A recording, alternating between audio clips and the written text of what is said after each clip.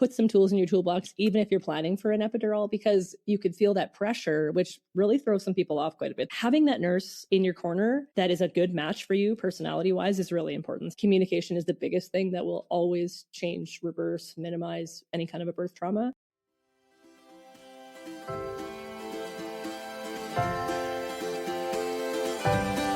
Motherhood is all-consuming. Having babies, nursing, feeling the fear of loving someone that much. And there's this baby on your chest, and boom, your entire life has changed. It's a privilege of being your child's safest space and watching your heart walk around outside of your body. The truth is, I can be having the best time being a mum 1 minute, and then the next I'm questioning all my life choices. I'm Lo Mansfield, your host of the Lo and Behold podcast. Mama of 4 littles, former labor and postpartum RN, CLC, and your new best friend in the messy middle space of all the choices you are making in pregnancy, birth, and motherhood. If there is one thing I know after years of delivering babies at the bedside and then having and now raising those 4 of my own, it is that there is no such thing as a best way to do any of this. And we're leaning into that truth here. With a mix of real life and what the textbook says, expert insights, and practical applications, each week we're making our way towards stories that we participate in, stories that we are honest about, and stories that are ours. This is the Lo and Behold podcast. Today's guest is someone that I absolutely love on social media. And so it was such a gift for me to talk to them. And I am really excited to put them in front of you too. I have Tina with me from Mama Nurse Tina. She is an energetic, hilarious, humorous, some of these adjectives are mine, labor and delivery nurse, postpartum nurse, and mama of 4, who's just really passionate about families like yours having the full access to the information that you need to have an empowered and safe birthing experience, wherever that might happen. She's been a nurse since 2007, and she's been online since 2022, where she is just providing evidence-based info to people around the world through all of the social media platforms. She shares information on pregnancy. She shares info on labor prep, childbirth tips, postpartum life, with a special interest, which I love. And we're going to get into in birth trauma and how to minimize that with improved communication within all of the different healthcare systems that we may be having our babies. I love her. This conversation is a gift. She is such a delight, both to talk to and to learn from. I'm laughing, you guys, because I just told my beloved guest that I'm going to fangirl over her, and she told me I would be the first person fangirling over her, and that's absolutely not true, and I know that's not true. You guys, expand my headphones so that my head can fit inside of them. I could see it happening. I have Tina with me from Mama Nurse Tina on basically all of the platforms, I'm sure. And I'm going to have her go ahead and introduce herself in case you guys don't know who Tina is. And then we're just going to get to chatting today. It's going to be a good chat. So I'm Tina. I go by Mama Nurse Tina on all the socials. Basically, I'm a mom of 4. I'm a nurse. I've been a nurse for 17 years. And I've been labor and delivery bedside since 2012. And it's become my absolute just like passion in life. And then I've been educating online since about 2022. So lots of fun things in there. I've recently taken up stand-up comedy, so you'll find quite a bit of very low-key, relatable, laced with humor information on my pages. Sometimes I like to ask people the question like, oh, if you weren't doing XYZ, what would you be doing? But I feel like with you, it's like also cool that maybe you are doing both of the things you love, which is really neat because this sounds like a new thing, but a thing that like I also love this too. It is, yeah. And I said I feel really blessed because people in like the comedy genre, very traditionally, it's a huge grind, and we see this out of people. And it's like they have to work at it and work at it and work at it to make it a little bit. And it's like the hustle is there, and so I feel very blessed that I can do it like as a hobby, like a passion project, if you will. And so I'm having a really good time with it, and it's sort of added like the sprinkle on top of my 40s that I'm loving absolutely everything I'm doing right now. Also, that you're a mom of 4 is a whole other thing. That's a lot of kids. I mean, that is a lot of kids. A lot of kids. It's a lot of kids. I do. I briefly saw you share once in a story once, and I know you don't like specifically share your children and your family. You're a birth platform, which is great. But I saw you do like, oh, I'm doing a day on my own of pickups and drop-offs or something. And it was this short little thing. And I just think like, is this not the realest thing that resonates with so many people too, though, of like, I'm not complaining, but I am at like 4 different things. And I ate no less than 3 meals in the car. Like, your meals have to be something you can put in your lap and eat it on the go. And it's this whole conversation, I think, for a lot of us of like, we wanted this, we prayed for this or whatever. But man, the reality still is like, woof, it's real hard. This is a lot. Yeah, it's real hard. I like recently did a trip to Los Angeles to visit another creator and do a comedy show. And I got home. And so I went from like we went out and sat on the steps and had coffee in the morning in the sun. And then I was at a like sold out comedy club. And then I came home and it was like minus 30. I had to get up at 6:30, pack the lunches, get the kids to and from activities. And I was like, man, this is a life. It is. Well, and I think also I want to talk to you about birthy things, but also the reality is I'm going to air quote this here, but you're an influencer too, right? And so people, I think sometimes are like, what does that look like? What does that mean? And it's like, sometimes I might be on a stage, but 95% of the time I'm making lunches and driving carpools and drop offs too. Yeah. And it's like so much more normal. It's just figuring out how to like incorporate all this other part in the midst of the very, very normal things that you're doing every day. I wipe, like I said, no less than 2 butts a day. Wash your hands. Don't pee on that. Get your hands out of your pants. Yeah. Hopefully, as our kids get older, we can stop wiping butts and move on to other activities. It is interesting how you see life shifts change, because I am friends with other people in the same space who have younger kids, and they're like, "How do you get so much done?" And I was like, "But this stage of my life, like my kids are in school all day, all 4 of them. But like last year I had 1.5 days. So last year I got half as much done. And the year before that she was not in any school. So I got, a third of the stuff done. So I think it's definitely like life cycles change and the little kid problems turn into big kid problems. And so, it's just a different day, right? Busy day, different day. Yeah. And changes, like you said, is the seasonality of it is like a constantly changing thing. Which is the cool thing about parenting. I know. Well, I was like, well, it's kind of good segue back into like some birth stuff too. I actually want to jump back into, you said that you switched from, it was ER nursing into L&D in like 2012. So I'm doing some quick math. You've mostly been in L&D your whole career. Yeah. Was the ER I will say 4 kids though, and we get a year mat leave in Canada. So 4 of those years were on mat leave. That's so I was a baby factory for 4. Me being someone from the US is over here a little bit annoyed at you, but also happy for you. Yeah. I don't know. Amazing. I don't know what needs to happen for that to change there. It's like, it's bananas to me that is the way it is, but that's a whole thing. It is. I mentioned to you before you started, I got to live abroad for a couple of years, and one of the moms was from Germany, and she had her 4th baby, and Germany, someone from Germany is probably going to tell me I'm getting this wrong. So maybe I'm remembering it a little bit wrong, but you get a full year or something like that. But if you have, or I want to say 2 years, and if you have a baby in those 2 years, it like keeps pushing. Oh, so it's not like you start the clock over, you still get the 2. So she had kids from like 0 to 8. When I first met her, she had 4. And she's like, I've been on maternity leave for 8 years though. Like this whole time, right? And I don't know that they were paying her, but her position was held. She knew she could move back to Germany if they were going to leave the country that we were in. It was just like such a mind-blowing thing to think about. It's almost like they appreciate women and want to encourage a healthy postpartum experience with their kids and really for the whole family, right? And it's unreal that's how it works sometimes when you really think about it. Well, luckily for the rest of us, Tina is here to help us, guys. So. Yeah. I cannot pay your bills for a year, but no, you can't. I can try to help you through it. Okay, so the switch from ER to L&D, which clearly is a passion, obviously we can see that in you now. Is that just the product of, I wanted to get in nursing, I stepped into ER first, and then was like, I want to be with this population? So in nursing school, like you have an option to sort of try to choose your last area that you are placed in. And then often if you love it, like you can get a job there easier, right? So my choices were like emergency and labor and delivery. Those are like my 2, and I could not figure out which one I wanted to do. I ended up going with emergency because at the time funding was way better and the supports for new grads was also way better for nursing. So I got like a grad nurse initiative and worked in emergent. I loved it. It was great.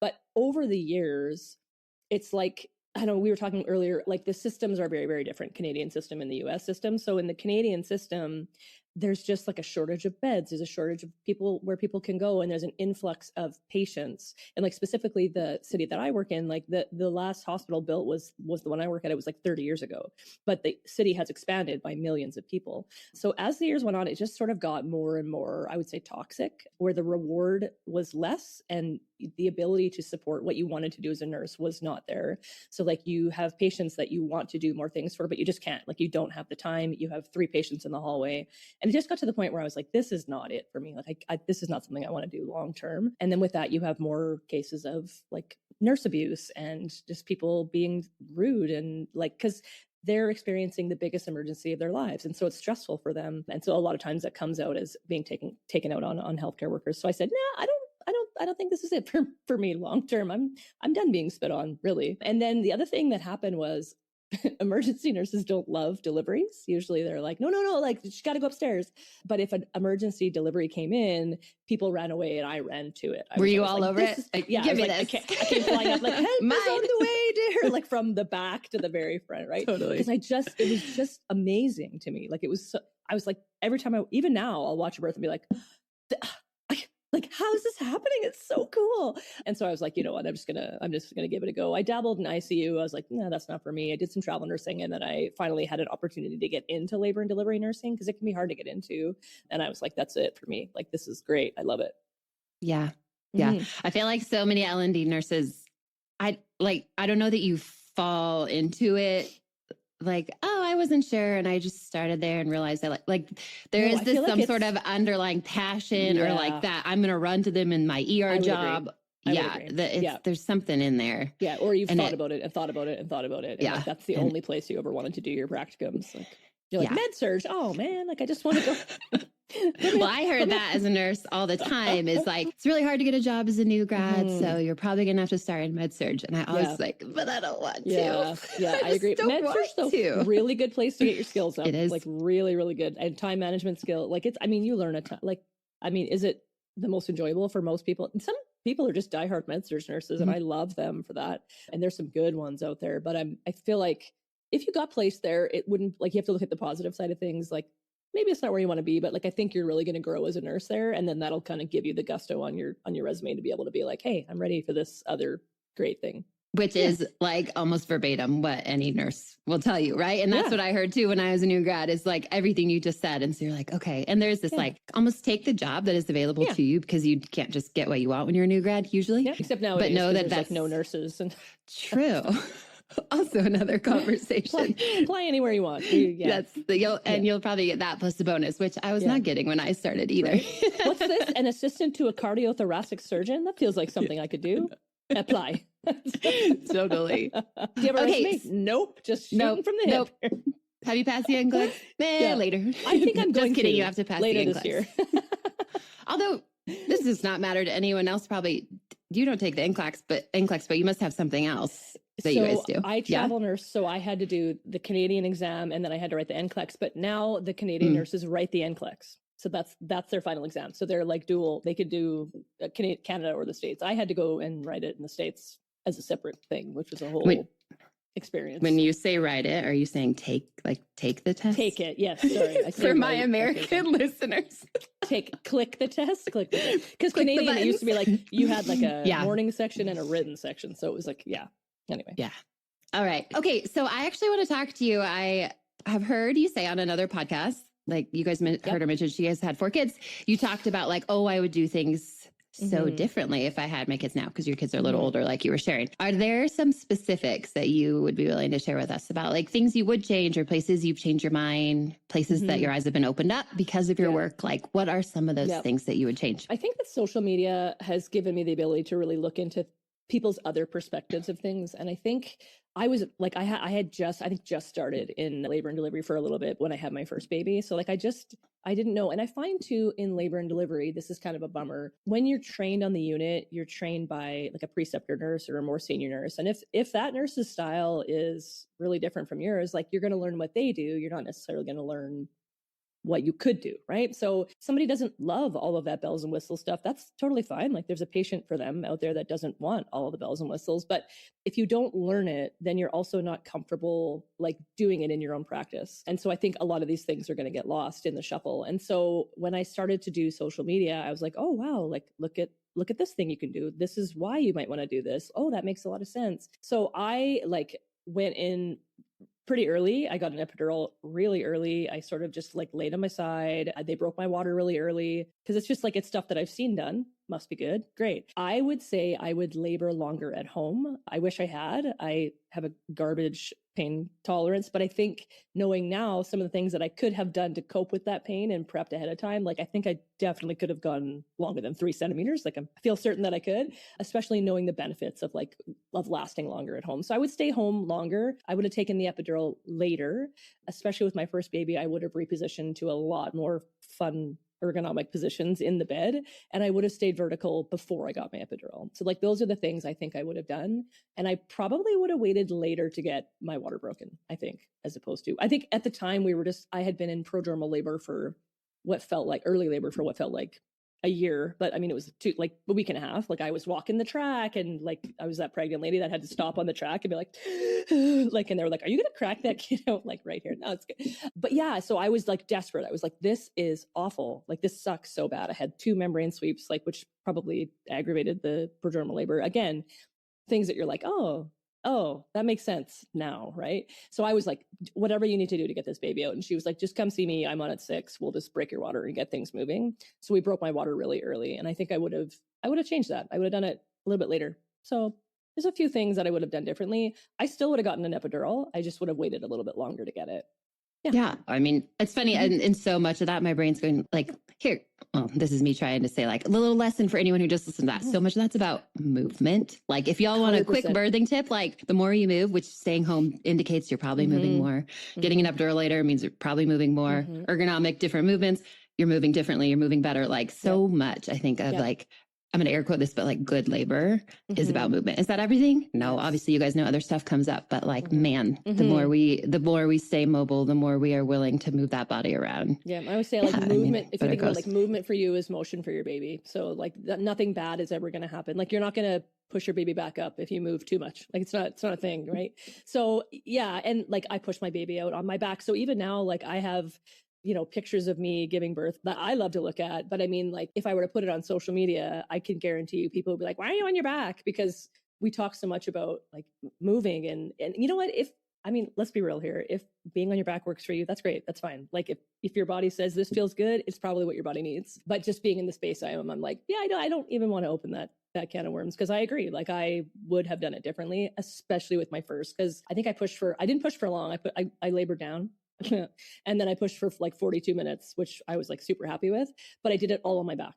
And I'm like, you know what? I wonder if, hindsight, if I had been on all fours or if I had, done a side lying pushing or something like that, if it had been 38 minutes or 32 minutes, who knows, right? So lots of things I would do differently. Yeah. I mean, I had great labors. So I think I would be thinking about it a lot harder if things had gone less positively in those situations. But I always say too, what I see people doing, we're talking about movement, this is an aside. The thing I see people doing, and one of the biggest mistakes I think people are making is they're like, I'm going to get an epidural, not till later. And I'm like, okay, cool. Like you let me know when you're ready. But then instead of utilizing the ability to be upright in those hours before you get the epidural, they're like laying in the bed in the fetal position, like just in agony for whatever reason. And I'm like, at this point, like, I don't know if it's really benefiting you to wait for that epidural. Because in those people, I'm kind of like, if you got an epidural and you were relaxed and you had a nap, like that would probably do you more benefit than laying in one position, being scared, frightened, frustrated, in agony. So I always say, like, if you're going to wait, that's amazing. That's what I would do. But like utilize that ability to have your 2 feet on the ground. Because once you have the epidural, your feet are off the ground, you're in the bed and you can move, but it's not the same. So really be upright as much as you can before you get the epidural, if you know you're going to get one eventually anyway. It's so good. It's like, to me, what popped in my head is the idea of like productive waiting. Yeah. And like, if you're waiting simply because you've told yourself, I'm not going to get one till I'm 6 centimeters, there's no point in that if you're not, like utilizing the centimeters up until that point. Like you're not utilizing the benefits of not having an epidural. Absolutely. And that's why there's that argument of like, does an epidural slow down labor? And I'm like, it could for like minutes. Like, we're not talking hours like we used to when our epidurals like blocked us up to here and we were like, I can't feel anything. Like a good epidural now should allow you to move, which like it aids in the slowdown. But yeah, like sometimes they can speed them up for those people who are so tense because they're just waiting and like they're looking at the clock and be like, how many more of these contractions do I have to go through to get to 6 and then I can have my epidural? Like that's not helping you mentally or physically, really. So yeah. No, thanks to those people, it doesn't slow it down. When you had, I know you kind of were talking about first baby, do you feel like you changed things for 2, 3, 4, or you were still kind of in the same place? It went great the last time, I'll do it again type vibe? I think birth changed it for me, like, because it just went quicker. And I think my second baby I dilated really quickly. I mean, by the time I went in there, I was already like 5, as opposed to the first one, I was like 2 to 3. She said 3. I'm like, I feel like I was 2 to 3. Being generous. Thanks. Thank you. Yeah, 3, like, just to make me feel like I did something good. So I think my labor just did it for me. And it's like your cervix is just so much more ready with the other babies. And like, it was like a push and a half and baby was out. So that's why I think we get stuck up on like, don't lay on your back to push. But like, I really think for some people, it's fine. Like it's great for some people because it works well for them. If there's like a second, third, fourth time mom, they're like, there's so much pressure and the baby's head is right there. You're like, just push once and your baby is out. It doesn't matter what position you're in. Like, your baby's coming out and that's great and lovely. So yeah, I think I would have done the same things. I would have probably waited to get the epidural a little bit longer, but in those situations, like, it was literally so quick. My last one, though, she was my trickiest one. She was an induction at 38 weeks for IUGR. She was a little bitty. She came out 5'15". She was very, very cute. But she was the first one that, like, there was ever any issues at the ultrasounds. I said to my mom, I was like, you should come. I'm like, you've never come to any of my ultrasounds. Come, it'll be so fun. We'll go for lunch after. And like, that was the ultrasound where like, the radiologist walks in after, and I was like, oh no, what are we doing here? My mom's like, is this normally what happens? And I was like, no. So then we went and we had our lunch at the labor and delivery unit for an NSD. Anyway, so she just sort of kept falling off the growth curve. And so we actually induced at 38 weeks. And I was GBS positive with that pregnancy. I was not with any of the other pregnancies. So that added into it, because you assume, oh, it's a fourth baby. Like, we're just going to break my water and I'm just going to like cough a baby out or whatever. But then you had to plan in like making sure that you had your antibiotics on board before you did that. And then I was like, oh, the kids, you can bring the kids over around supper time. Like, we'll be great by then. And she didn't come till like 10:15 at night. We started at 8 o'clock in the morning because she just wouldn't engage. She was like super sky high. Like, my obstetrician changed into scrubs at one point in time. And I was like, what you doing there? What? Because she was like dipping with the heart rate, right? So what's going on there? Yeah. She's like, oh, I just spilled some of my lunch. They're just comfortable. And I was like, I've literally seen you walk around with spaghetti on your shirt before. Like, that's not what this is. Like, we're not, it's my fourth baby. We're not. And I mean, if things had gone wrong, obviously we would have ended up in the back, but it took some repositioning. But again, like, I don't know why my labor and delivery nurse brain isn't like, didn't get me there quicker. It's just so weird, right? Anyway, so we did some repositioning and it was all for her. She like suddenly spun and then came down on a fourth time cervix that was paper thin, and it went from 6 to fully in like a second and a half. And I was then screaming my head off because now my epidural can't keep up. And I sort of felt almost what it would feel like to have an unmedicated birth, that I was not ready. I was not prepared. And I didn't want to.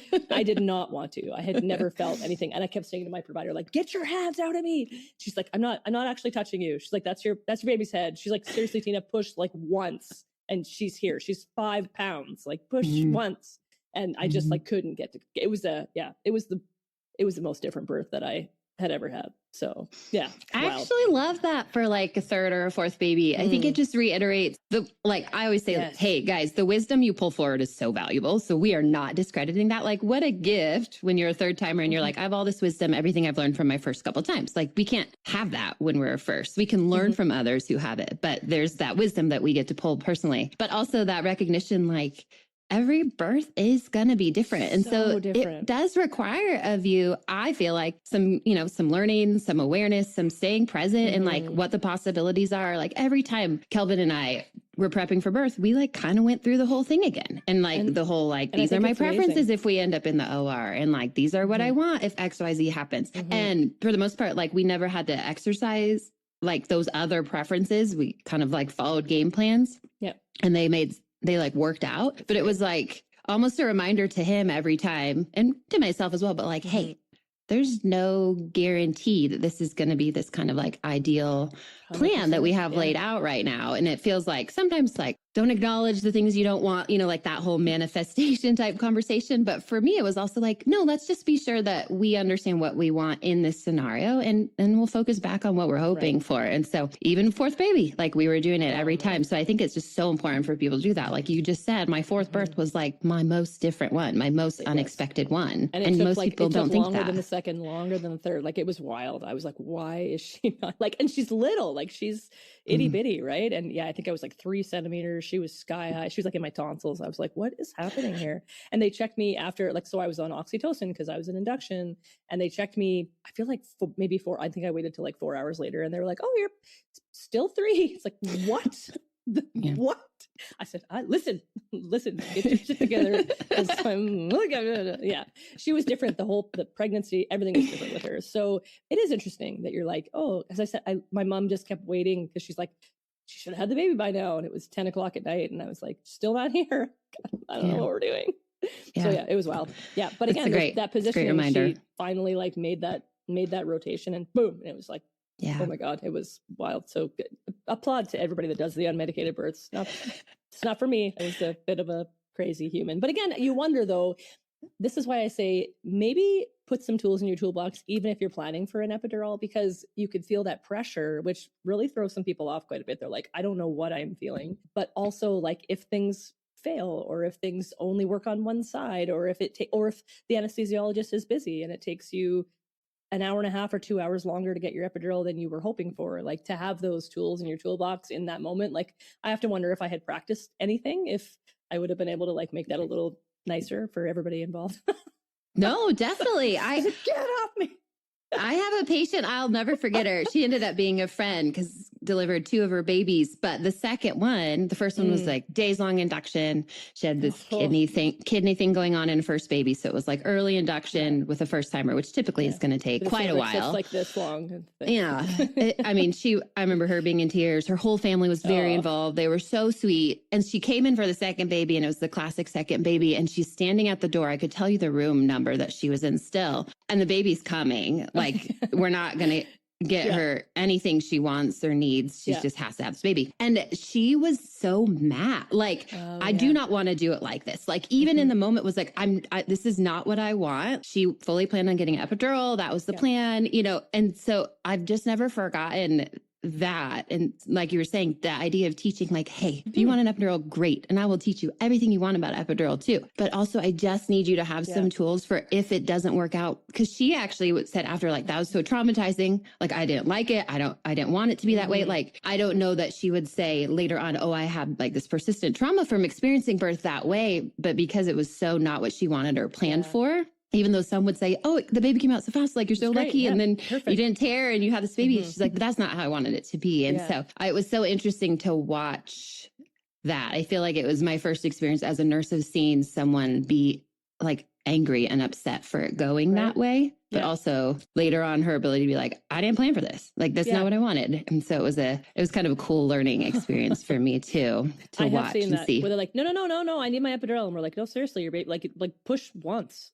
No, I'm going to wait. It's like, I swear she was like, no, I will cross my legs. Give me the epidural. Because the only thing in the mind that, you know, up to that point is like, I'm doing this with an epidural. I'm going to do it and I'm not going to feel it. And it's like, well, we can't, you know, logically it's like, no, you're not. You're going to have it no matter what. But that's not the brain space they'd ever put themselves in. And so it was not I had an epidural, and it felt out of control, because that's just not how my other epidural births have gone.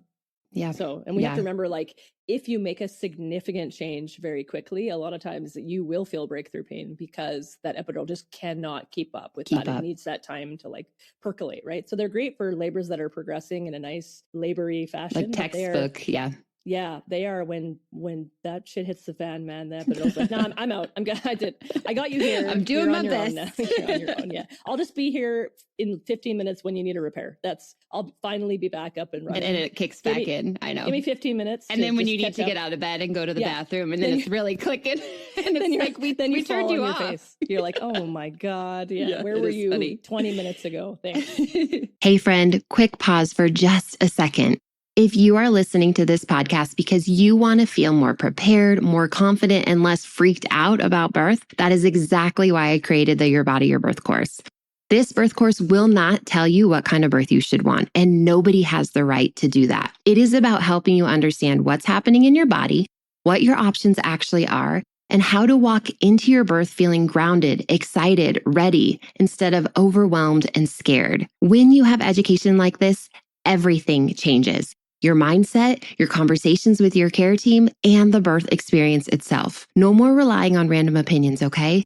Stop scrolling. Take intentional action with me and start trusting your body, your voice, and your decisions today. Head over to www.thelabormama.com/birth, also linked in your show notes. And be sure to use the code podcast at checkout to save 20% and start working towards this better birth for you right now. Okay, let's get you back to the episode. Thanks for nothing. Okay, I'm going to pivot us a little bit. I'm sure some people are like, oh, I've heard her talk about this when I ask you this, but I love the way that you talk about it. This idea of like how patients can decline, say no, switch providers, just some of that advocacy stuff, because I know you're big on it as well. I've seen you do reels with other people that have gotten like called out by other providers, which is by one provider. Well, yeah, I know. But anyways, I remember watching the reel and I was like, I literally do not understand what this provider is upset about. Yeah. But essentially, because there's so much scary stuff online, and you'll be like you'll flip and you'll be like, this could kill somebody. This could kill somebody. And I was like, really? This is what we're upset about, that people should be encouraged to push how they're comfortable. Okay. Well, anyway. Well, and it's this idea of context, right? Too, like if you're doing a reel or video or YouTube and you're modeling like how to say no, if you pull one part of that out, then that looks like some pretty foolish education. But if we're showing this whole flow of like, hey, if an IV is something you don't need and you're low risk, and let's talk about what that can look like, then that's a really helpful thing for people who are in that position. So I guess my question in that is, do you have some like favorite scripts or like ways you kind of set people up or teach them about, here's how you can decline something, or we could even role play this like, hey, I'm your patient. I'm telling you, I don't want an IV right now. Here's my reasons. Like, how do you kind of teach about that? And let's, not take it out of context. Full combo. I think best case scenario, you have a nurse that's patient and is willing to learn with you. And I was actually just watching a reel. Now I can't remember who it was by, but she said like, I've had people come in with birth plans and they don't even know what's on the birth plan. They just printed off a template and they're like, here's my birth plan. And you're like, so she says, I always sit and I talk through everything on the birth plan. And I ask them why this is their preference, or if it's something that is usually standard, like, tell me what you're nervous about, or tell me what you're anxious about, or tell me why, you're wanting to not do this as opposed to do it. And I think that that's a really nice first step, is that having more healthcare workers who are willing to sit down and have those conversations. I always think that more information is better than less information. And so you can sort of ask them that, like, why, what are your thoughts on this? Like, what did you hear? What do you need to know? What do you feel like you need more information on it? And I think we also need to wrap our head around the fact that like people have autonomy over their own bodies and over their birth. And I think that for some people, that's a really hard pill to swallow, that somebody might actually not feel the same way that they feel about everything. And that's where that black and white mentality is a really big issue. And so I think having a little bit of like a thought process behind being like, okay, like they understand, because lots of people will be able to tell you like, these are my reasons why not. And they're probably valid reasons for most people. And then you can be like, okay, well, they're aware of the risks. And I think as long as someone's aware of the risks, like, then you like it, I love it. Like, I'm not going to tell you how to have your birth. And I always say that I really, really feel in my gut that like, no matter what someone is choosing, like whether it's what I would choose or their provider would choose, like they are genuinely choosing what they feel is best for them and their family. Like no one is picking things. No one is saying, I don't want vitamin K because I want to harm my baby. Like that's, like in their mind, they're like, vitamin K is wrong for whatever reason they believe it to be wrong. I feel it's best and safest for my baby to not give the vitamin K. Like that's the thought process. It's not like, I can't wait to just wreck this place up and like bleed out and hurt my baby in the process. Like no one's doing that.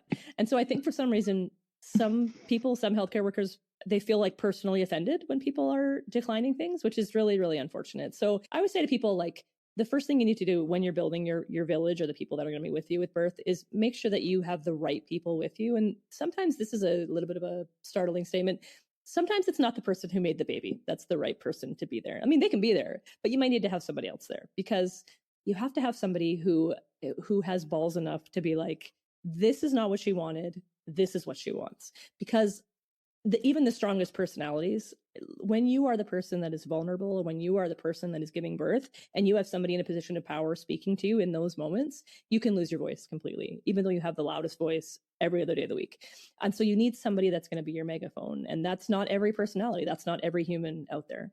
So I think curating that village of people that's going to be with you is like the first important step. The second important step is to make sure that that village of people is on the same page as you. So going over their birth plan, going over what they want for their birth well before the labor, and going over it multiple times. Because like while you're pushing a baby out, that's not the time to be like, honey, what does delayed cord clamping mean? Exactly. You put this here, then you crossed it out and you put this. Like, which one are we? That's not the time for it. So like they need to be in line, and they need to be ready to speak up at any point in time. And then I always say, like, if you're having issues in the room, your charge nurse is going to be the person that you can always go to. Like that will always be a person that you can speak to about a provider, about a medical student that you didn't want in the room, about a nurse who you're just not vibing with. They're going to be there to talk to you about it. But I always say, come at it kind but firm. So I think some people just come at it like I want to cause a ruckus because I'm not happy. And I get it, because it's like, you have one birth with this one baby. And so if something is happening that you're not a fan of, I want more than anything for you to fix it, because I want you to feel good about your birth afterwards. But I think if you come at it kind but firm, you're going to have better results, because then whoever is involved, and you know what, the charge nurse like wasn't even involved, but they're going to be the person that's probably going to dissipate the situation. So if you come at them like angry and they're like, hi, my name's Tina. Nice to meet you. I've never seen you before. You're going to have less positive results. So, and then I always say, if you're not being taken seriously, the phrase that I always tell people to repeat is like, my symptoms have changed. I want this recorded in my chart. When you start repeating that as like a mantra, if you're not being taken seriously, it kind of triggers people to be like, oh, wait, like, yes, this is probably more serious of a situation than I'm thinking of. Because sometimes healthcare providers, unfortunately, we get stuck in this like robotics, where we're like, we have to do this, and then we have to do this, and then we have to do this. And no, you have to have this, because that's what we do. And so when anything kind of strays from the regular, sometimes we don't realize that like, this is a whole person. This is their one experience with this one baby. This might be their only experience with a baby. This might be the first experience with a baby. It's not ours. It's my 100th. It's my 1,000th, whatever it might be. So it kind of triggers us to be like, oh, shoot, right. Yeah, no, like, let's take this seriously. And then the last thing I always say is that you can ask for a different nurse at any point in time. And the reason I say that is because not every personality is going to jive with every other personality. That's human life, and that's totally okay. And I'm going to tell you that if we are not jiving, I know it. Like, I'm not oblivious to it. I'm not like, oh, everyone loves me. I'm like, I feel it, and I want better for you. And like I said earlier, like, there are some nurses who don't love to do all of the sprinkles and the roses and whatever it may be. And that's fine, because I'm guaranteeing you there's a patient that wants very minimal things done for them, and they want to be in their own zone and be unbothered. So that's a great match. But if you have somebody who is wanting to be coached through and wanting to be supported and wanting to do the shower and the birthing ball and the birth sling and all the on their head and whatever it may be, and you have a nurse who's like, that's like their worst nightmare, like, that's just not going to be a good jive. Will they do it? I mean, I hope so. I goddamn hope so. But like, would it be a better match if you brought somebody in who loved doing all of those things? Absolutely. And I always hear people say, oh, I had a great birth except for that one nurse. And I'm like, it's like, I wish you had asked for a new nurse, because I would never want to be that one nurse that they will remember forever. Like, their kids 40. As the bad one, not the good one. they're like, yeah, son, we had a great nurse, except for that one nurse, Tina, who really fucked it all up, you know? So I would say, like, and online, you'll hear a lot of people say, like, if you don't like your provider, just ask for another provider, which is true. I mean, you can ask for another provider, but I think you're going to have better luck finding a different nurse than you might, because there's just not as many providers to just change in and out like Monopoly pieces. Whereas I'm guaranteeing you there are more nurses on the floor, because your nurse is going to be the one that's going to be, and they're going to be the ones with you for most of the time. So sometimes I've done it where I've jived really well with a patient. They have not jived well with, I don't know, a resident or a doctor that's in there. And like, I'll sort of take the reins and do most of the stuff and do most of the communicating with them outside of the room, unless it's something that they need to be present for. And then that way the patient's sort of shielded from it, but they're also protected, because the provider who has all of that knowledge on how to manage this patient in labor is still involved, is still looking at the strip, is still taking in all the information that I'm giving them to make a really good plan of care. So I'm always saying, you can ask, but I said, and you're going to have a better luck asking for a new nurse. And please ask for a new nurse. Like, don't let that one nurse that's just not a thing, not a jive, be the reason that you're like, that was 99%. So I want 100. I want 100%. No, it's so good. And I appreciate one thing in there that you acknowledge is that idea of maybe not actually being able to change your provider, because I do think a lot of us teach that's a possibility. I feel like it's a possibility a little more like prenatally sometimes. And that's if you don't live in a care desert where there are options too. So that's another part of that combo. But yes, it's true. Sometimes you deliver at 3 a.m. and the hospital has one on-call OB for the whole unit and you're not liking them. There is no other delivering provider. And so I think it's important to acknowledge that is a possibility and something you could discuss with your nurse. Like if you really don't like who just, you know, came in and was chatting about things with you, but recognizing, then well, that's what I'm like picturing. Hello, was come in and check your cervix and leave. Maybe you don't love their vibe, but you're like, what just happened? I know.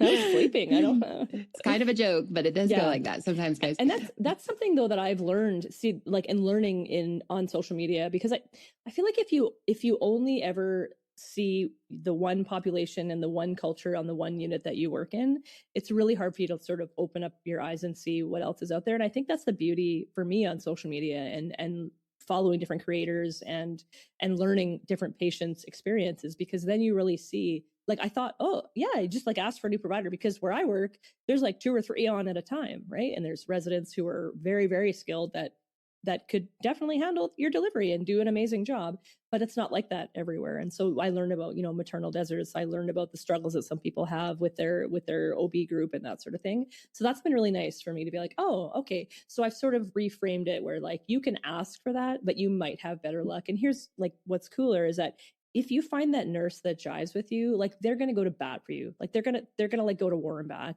and they're going to be the ones that are now going to handle that conflict between you and the doctor and sort of like be that buffer that you might need to really make it go a lot smoother. Like maybe there's like one thing that they're not a fan of, but the nurse knows the OB and they know how to like sort of switch that on and off. They can do that work for you. So that's why I say like having that nurse in your corner that is a good match for you personality wise is really important. So I say like focus on that. And then if you can't switch out your provider, if it's a real big pain, like then your nurse can go to bat for you. That's what I was going to circle back to, is that idea too of like the nurse being, I'm going to say more important and relationally, like we're saying right now. And so not letting that one slide. Like if you have to let the provider slide, like you're saying, maybe you have to, I'm sorry, that sucks. But that's why it is so important that the nurse is your advocate. So like figuring that relationship out really when you walk in and like, is this someone I'm feeling good about? How am I feeling when we're going through this birth plan? Like asking, and just to clarify, just in case some of you don't know, the charge nurse is one nurse who's like keeping an eye on the entire unit. And then you will have a nurse. So Tina mentioned earlier, like the charge nurse is the person you could talk to about some of these things. So that's like how I think some moms sometimes are like, how do I tell my nurse I don't want them anymore? And that's like where you call the front desk and you ask to speak to the charge nurse, something like that. And then they come in and then you can say, hey, you know, we're not jiving. Can I have a different nurse possibly? This just isn't like a great situation. So that's kind of difference between charge nurse and then like your bedside nurse. So what you want is your bedside nurse to be your person. And it's so if that vibe isn't there, that's where you can maybe get that charge nurse involved and ask. And then I think Tina would probably affirm this too, but we typically, when we're giving report to the next nurse or the charge nurse before they make assignments, we're saying, hey, XYZ person would be really great for them because this mama is like all in on, like we know our coworkers. And so we're likely going to set this up well for you moving forward too. So you want to set it up well for yourself from the start, and it's probably going to trickle down and you're going to keep getting providers who fit because a lot of times we get to like weigh in a little on who should take care of you next. So it's just so important. I think it does surprise a lot of people to find out like how much the nurse is with you if you're giving birth in the hospital versus the physician. So like we're managing your birth as long as it's going well and we're not super concerned. We're managing your birth. We're managing your oxytocin drip. We're looking at your baby's tracing. We're watching your vitals. We're starting to push with you. We're taking out the catheter if you had one. Like we're managing the epidural if it's not a problem. And then we're pushing with you till you see like this much of baby's head. And then we're going to call the doctor in. And then they're going to come in and manage like the rest of the birth and then the after and the repair and having the placenta come out. So a lot of people will be like, oh, we're going to push. Like, are you going to call the doctor? And I'm like, no. I love that. We're going to like, just we're going to get it till the, they like look at you kind of panic. Like, are you allowed to push with me? And it's like, and yes. I think Hollywood is to blame for a ton of misconceptions because like in Hollywood, they're like, and then they just like pull back their legs and they're like, and they're like, oh, baby. Like, they don't realize that it could take 45 minutes or an hour of work before the doctor even needs to be on the unit, you know? So, I also always laugh at shows like Grey's Anatomy or something where the doctor's like at the bedside doing everything that literally only a nurse would do, or maybe even like a CNA. Yeah. Let me just draw these labs real quick. I'm gonna put a catheter in. Yeah. They don't know how to put in catheters anymore. They haven't done that in 25 years. My husband's an emergency physician, and I looked at him and I was like, when's the last time you started an IV? He's like, probably in high school. Yeah, the only doctor, that's what people say. Can you call the doctor for that IV? And I was like, you don't want me to. Maybe the anesthesiologist. Yeah. Yes. Absolutely. They're who I call when I'm like, I cannot get this. And like, usually I can get it. But yeah, I'm like, you don't want the doctor. Yeah. Yeah. Also, as FYI, nurses can catch your baby. Like if I would say this, if your baby is sliding out like faster than we can get the doctor in because we misjudged how sometimes babies just, they come around that corner and they're just like, and you're like, whoa. Like there was this much and now there's, So if that's the case, like your nurse can absolutely catch your baby. Like the bottom of the bed is there. Like worst case scenario, your baby is just going to slide out onto the bed. Right onto the bed. And that's best case. No shoulders, no short cord. Baby just comes right out. You're like, great, here's your baby. Looks good. So, well, and wouldn't you say that typically babies that fly out that quickly don't have shoulders and cords? Yeah. Like they're flying out because there's no impediment to the path, you know, and all of a sudden here they come. If you're worried and the doctor actually doesn't make it, because sometimes it's a tricky, like you would agree, it's a tricky balance. You're trying to not call them too early. Yeah. You're not trying to call them too late. And then sometimes you misjudge it and for sure. And then you're like, oopsie, so sorry. I know. Rest assured, like if it happened, it would be okay. Like this whole, like, we're going to tell people to not push. We need to, like, it's okay. We can, if the baby's coming out that easily, it's going to be okay. Baby's not hitting the floor. The bed is together. It's fine. We got it. Yeah. No, it's a good note, I think, because I do think people are in a panic of like, I need to push and you're telling me not to. And it's like, good Lord. Like if you're feeling that strongly that you need to put like, just let it come out, Mom. I usually say like, if you need to push to let the pressure off, go ahead. Like, I mean, if you can avoid like giving it every ounce of energy you have, I mean, that's better. But great. I mean, if you need to do that, I mean, we'll be okay. Like we'll be all right. Yeah. I still remember one of the deliveries that I did, like a nurse catch, and the doctor walked in and the head was out, and I'm looking at him. I didn't have my gloves on because the baby did come out. And so I ran in the room and was like, oh, shoot, we're delivering. Yep. Yeah. And I looked at him and was like, you want to take over? And he's like, you're doing great. And he just stood there. You're like, and like, let me deliver the shoulders.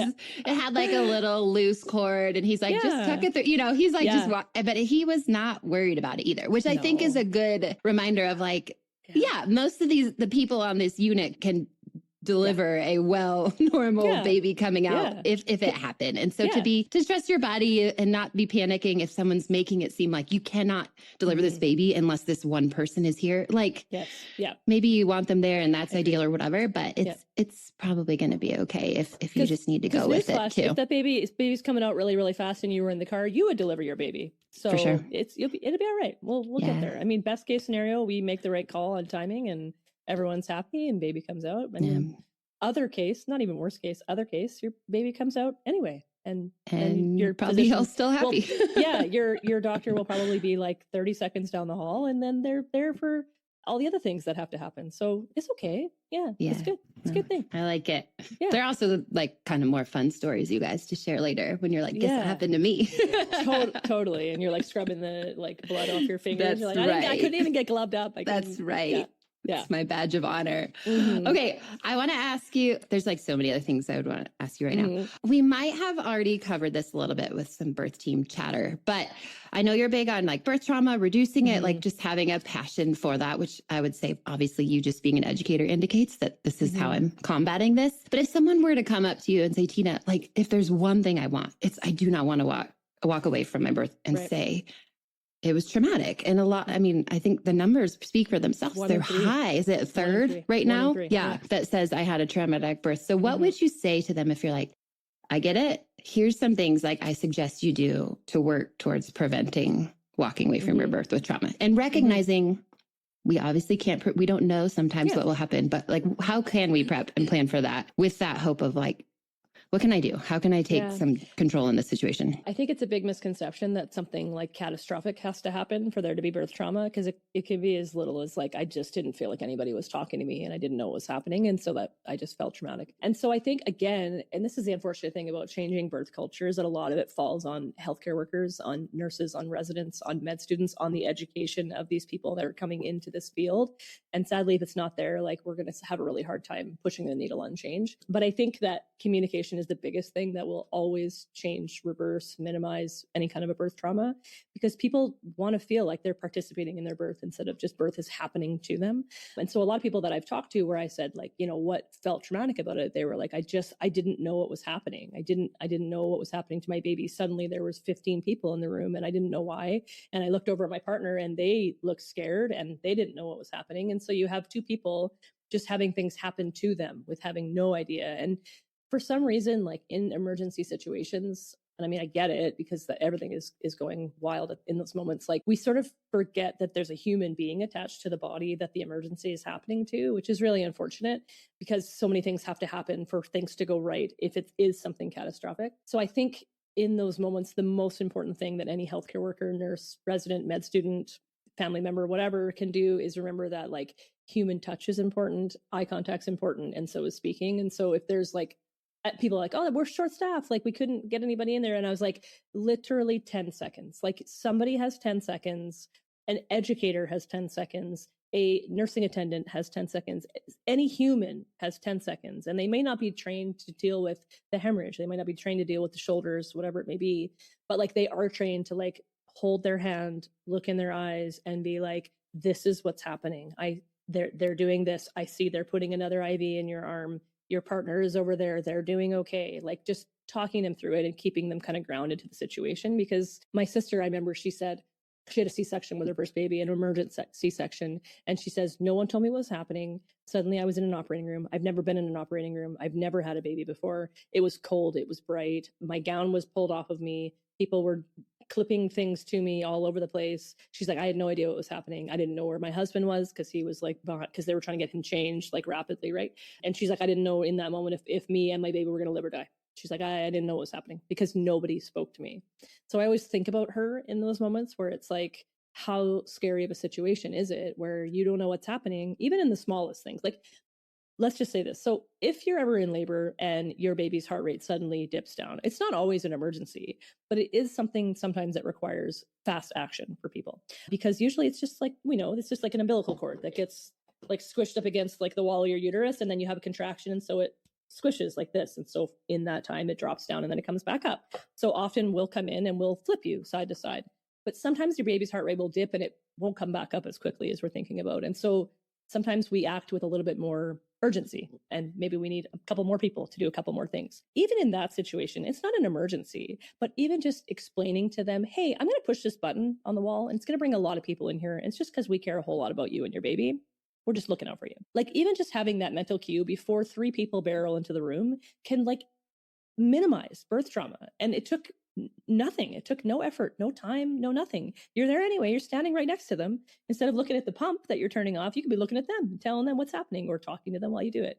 So I think patients can do it where I always say, like, put your communication preference on your birth plan or let them know when you first come in. Be like, hey, I'm pretty type A. I really like all of the information. So if you can like just give me a play-by-play, that's really going to go a long way for me. Or if you're like, this all scares the crap out of me, I prefer less communication unless something really important is happening. But otherwise, I like a quiet room and I just want to take it all in, and you let me know if you're concerned. Like, whatever it is that ticks to you and you can lean into, put that there. Because again, it like triggers people to be like, this is a human that has never seen this, never experienced this. If this small thing, this is something that I think should be accommodated 100% of the time. Like, no ifs, ands, or buts. Like, there's other things on birth plans that sometimes it can't happen. This can happen every single time. And I don't know why it doesn't happen. It triggers us to be like, oh, that's a person. And then they require this out of me. And I can absolutely do that while I'm still doing the other jobs that I have to do. And so having it on there is sort of a nice reminder for, I think, your staff to be like, oh yeah, like that does make sense. Yeah, I'm going to go out of my way to get that done. It's perfect. I think that you don't see that often actually on birth plans of like a true communication preference, but I think it is so valuable. Maybe as a nurse, let's say you always in theory do this right and you do it well, but just to have that reminder when you check someone in again of like how they need to receive information from you. Like my birth plan templates that I put out, I'm like, I don't know that I have that on there for someone to say. And this kind of circles back as well to this combo of like, Lord willing, you have a nurse you love, or you figure out how to find one that you love, is because again, like having that conversation with them when they're admitting you for your induction of saying like, hey, I want that play-by-play. So if something's going on, will you sit by my ear and will you tell me? Like, we need to be having these types of conversations with our nurses. I'm speaking as a patient right now, and I don't know that we do, but we really can and should be. And I think maybe we don't recognize, like, yeah, you can say something like that to me. Now I'm speaking as a nurse, like, of course. And I want to know because that is going to make me do a better job for you. 100%. Totally. And I feel like this also needs to be like done pre-game. Like this needs to be done when people are in school, in med school, like this trauma-informed care, like if you're doing your last practicum in nursing school and you're in labor and delivery, like talk about a brilliant place for a nursing student to be in the case of an emergency. It's at the head of the bed with the patient, because that nursing student knows that patient so well because they've invested so much time with that one patient, and they can be there. And they're fluent on the things that can happen because they have had to study those things to be familiar with them, to be able to be on that unit.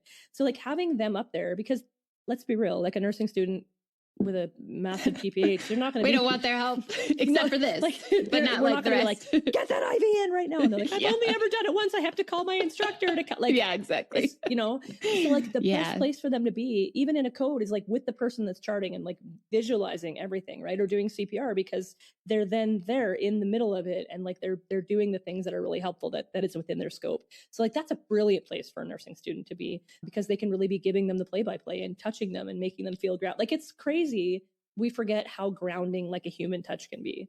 Like if you are sort of in another world because everything is happening around you and you feel like crap, maybe you're bleeding, whatever it is, you have people jumping on you, whatever, like just having like somebody touch you, it's like, oh, like it sort of brings you back down to it. And you're like, oh, okay, so what's happening? Like what's happening? And they can give that play-by-play. I'm like, there's always somebody there that can take 15 seconds out of their day to like, just tell them like what's happening, what they see. Like, yeah, it's crazy. And I think that trauma-informed care education piece, it needs to happen in nursing school, it needs to happen in medical school, dentistry school, it needs to happen in school for teachers. Like everybody can benefit from somebody being like, I will always resort to Jen Hamilton's, like, I know you're scared, but it's okay because I'm not. Like you look somebody in the eyes and you tell them that, like, I can see that you're scared. It's okay. We're not. We've got you. Like, it's like, oh, okay. Yeah, you got me. Okay. And like, these are the things I think that need to be taught, on how we can deal with patients, because it happens then. It doesn't happen in the moment. It happens then.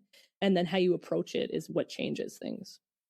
That, what you just said, like it happens then. I think that's what's so valuable for you guys, is to recognize, going back to that kind of question of, I really don't want to walk away with trauma. Like, I just don't want that, is to see that this might not be tied, like you said when we were starting, to like a crash C-section or a hemorrhage. Yeah. Like it can just be tied to a moment where no one stopped and reminded you that you were human, and we were going to make sure you knew what was going on. And so obviously you like can't guarantee that your nurse or some provider is going to show up for you in that way. But that communication, going back to that of saying like, I want someone there for me, and just saying that out loud, like if we are in a situation, or if I speak up or I have a question, or giving this job to the birth partner too, of like, hey, can we get a play-by-play?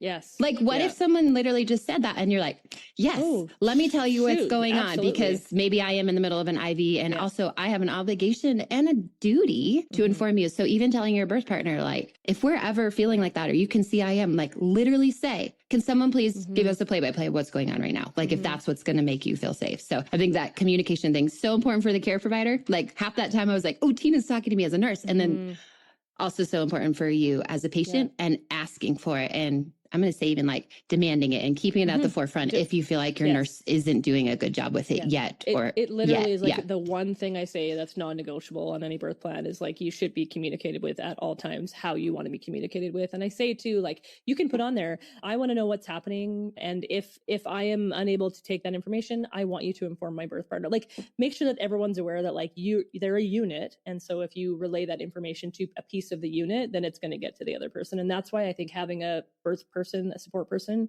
that is like going to be an advocate for you is really, really important, because they are going to say, hey, like, whoa. And like, prime example of this, it's like if baby's heart rate goes down and I've turned you on your side and whatever we've done, we've turned off the oxytocin, whatever it may be. And then somebody who comes in who's not there, they see what they see is the screen with the baby's heart rate that's like down and isn't coming back up.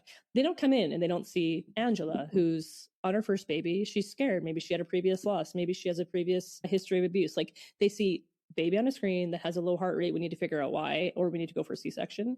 And so maybe they might blow into the room really quickly, and they might just sort of pull a leg over and be like, I need to do a cervical check, and just put their fingers directly in.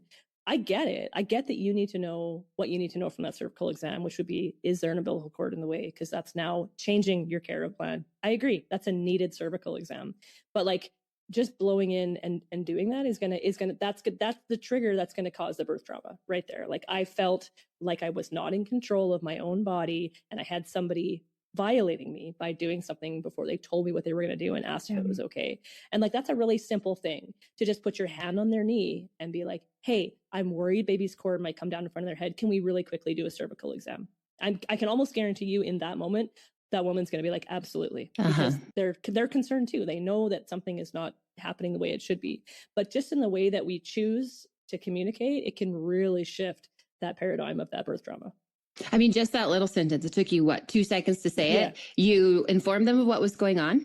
You gave them choice and consent. And you also let them know, like, you can speak up here as well. Like, it's just, that's 2 seconds. I think people are like, no, we have to move really fast. And I would say that's very, very rarely we are moving so fast that it's like, we're putting you to sleep, you know, like, yes, you have no voice at that point, but like 99.9% of the time, we can take 2 seconds to offer consent, presence, and like information. 2 seconds. I have a video that has both scenarios, and it's literally the difference of about like, it's one of my favorite videos of yours, 22 seconds, right? Like, difference, and it's a completely different vibe. And I would even argue, if they're being put to sleep, yes, it's a super big emergency, right? But you're still wheeling down the hall to the OR, so you still have 10 seconds where you're rolling down the hall, and she's petrified, and her patient is probably white, and they're like, I don't know what's happening, right? And they're trying to get changed, but they're worried because their wife has got, because in those situations, we're not going to wait for you to get changed before we go. Like, we're going to go, and then another nurse is going to bring you, right? But so they're worried because they're not with you anymore, and you're worried because they're not with you anymore, and you're being rolled very fast down the hallway. There's still 10 seconds where like, you literally have nothing else to do other than push that gurney down the hall. Yeah. Like, it's one of my like most poignant memories is a cord prolapse. And I was the one who was like hand in there until we got to the OR. And I remember that ride down the OR, and I'm on the bed with the patient. And I remember talking to her the entire time. She was crying. She was terrified, obviously, like that. What? Of course. And it was the same. The partners trying to get their scrubs on. And it was just like, this is what's going on. This is what's going to happen. Like, that doesn't make you less scared, but like, there is a plan here too. Like, so just again, that communication of, we have a plan, and going back to, like you said, Jen Hamilton's thing about like, I know you're scared, but I'm not. Like, yes, that was an adrenaline filled moment for me. That's why I still remember it. But it was like, we know what to do next. And I want you to hear that from me, even though this is obviously not what you want, you know. We know that there's a team in there waiting for us already. We're not walking into an empty OR. We're walking into an OR that's set up, ready to go. Like, we know what's happening. The anesthesiologist is standing there, or they're with us. Like, but again, that's their one experience with that one baby. So if we can take that 10 seconds to try to make that experience a little bit better, regardless of how emergent or chaotic or catastrophic the thing that's happening is, I think it's really important. And so from a patient perspective, I think that our expecting moms can just be cognizant of it, let people know ahead of time, like, hey, I really appreciate being communicated with and communicated thoroughly. If I'm unable to take that information for whatever reason, please inform my partner and they will let me know. Because a lot of times, like, if you're in the middle of a contraction, you're at the peak of a contraction and people are trying to talk to you. Like, I like roll my eyes when People are like, I need an epidural. And they're like, 12 out of 10 pain. And the anesthesiologist is like, okay, so I'm going to go over the risks of the epidural. Oh. And like, I've never heard somebody be like, sorry, you said that there was a slight risk of nerve damage. Can you, I was like, I don't know. Are you done yet? Just put it, put it in. And then you could ask them after like, hey, I don't know. Like, because in that moment, they're not going to process that. But that's why having that support person there and having them involved in the conversation is super, super important. So I always say like, have that. And I'll tell patients too, like when I first work with them, I said, like, I'm going to let you know if there's anything that I think is, I don't know, giving me the tingly jinglies. Like, I'm going to let you know that it's giving me the tingly jinglies. And I said, if I ever have to bring more people in the room, I'm going to tell you before I push the button. Because it's a lot. Like, I don't know if people are aware, but if you're ever in an emergency and your nurse hits the button on the wall, usually like at least 5 people flood in real fast. So I always say, like, if you're going to push the button, please let me know ahead of time. I don't want to just turn my head and be like, oh, there's a whole team of people here. A whole gaggle. So I think it boils down to communication, in my opinion. Yeah. It's perfect. We'll put the period on it right there. It's so good. Beautiful. Tina, I want you to be my nurse, even though I'm done having babies, because that'd be fun.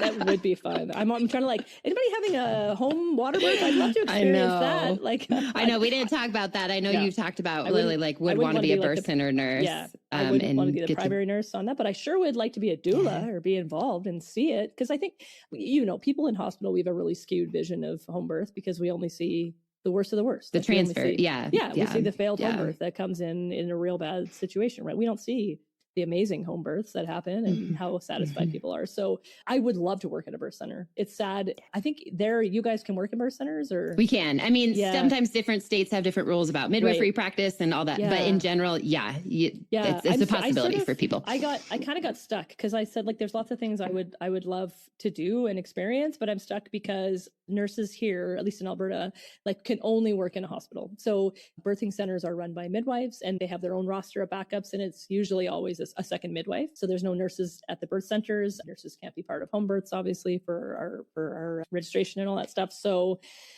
yeah, I'm like, damn. I was like, maybe I should become a doula. And I was like, maybe I should become a midwife. And I was like, oh boy, that's a lot of schooling at 44 years old to be investing. What a privilege for the patients in the hospital who do get a nurse like you, though, who cares like so deeply for that type of experience, including in a hospital. Like, why can't we have that in the hospital too? So. Yeah, guys, you can have an amazing hospital birth. Like just because you're in the hospital doesn't mean it has to be as sterile and industrialized. Bring in your starlight projector and your twinkle lights and your sound machine and just make sure you jive with your nurse, and then it can be like it can be as amazing as it could be.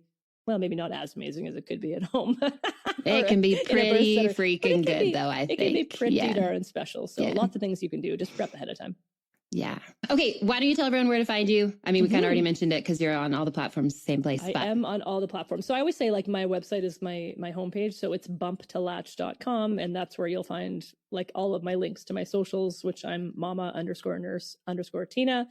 There's also courses there. So I have prenatal, a breastfeeding, and a baby care course, which are on sale right now if you're listening in January. Otherwise, you missed out. Listen again for another deal. And then I have a really, really cute, I'll give you the first scoop. I have a very cute merch line that's coming out for all my pregnant mamas. That's exciting. It's going to be very, very cute. So that's coming. Anyway, but that's where you can find me. I'm around. Okay. Yeah, she's everywhere in a good way. Like you want her to be everywhere. You just can't get away. You go for a night of comedy, you're like, God damn, this girl again? Jesus. I thought she was only in the hospital. Nope. Okay. Last question. Doesn't have to be about birth, but I don't know why it would be since you're not having a baby right now. But anyways, what's something in your life? No, thank you. No. That's not news break on this podcast. That gave me a little bit of trauma. Like hot flash. No. Yeah. Okay. What is something in your life that's just bringing you a ton of joy right now? Big, small, anything. Oh, you know what? It's that I'm like living the life I've always wanted to live. I think, as you know this, like as parents, we sort of put our dreams and our aspirations on hold, usually as moms. And so for a period of 10 years, like I was pregnant or breastfeeding, or I had littles at home, or, whatever it may be, kids in preschool. And I think now, like, I'm so blessed to have a partner who's, you cannot do this life alone without a supportive partner. And I have the most supportive partner who's like, you know what, you shoot for the stars and we'll be here like when you come back down. So I am able to be a mom of these really cool kids and educate women around the world and travel and meet cool people and do comedy that fills my heart. And it's just like, somebody said to me the other day, they're like, you look like you're living your best life. And I was like, I really feel like I am at 44. So it's amazing.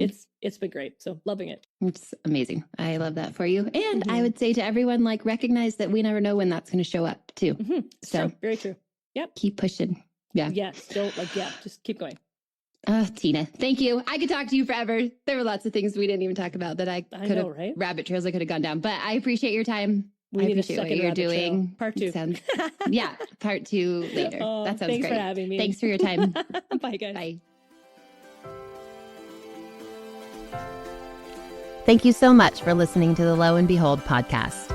I hope there was something for you in today's episode that made you think, made you laugh, or made you feel seen.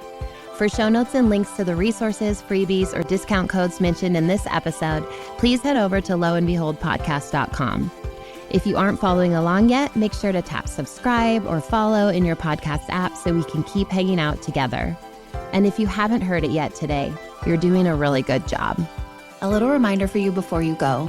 Opinions shared by guests of this show are their own and do not always reflect those of myself and the Labor Mama platform. Additionally, the information you hear on this podcast or that you receive via any linked resources should not be considered medical advice. Please see our full disclaimer at the link in your show notes.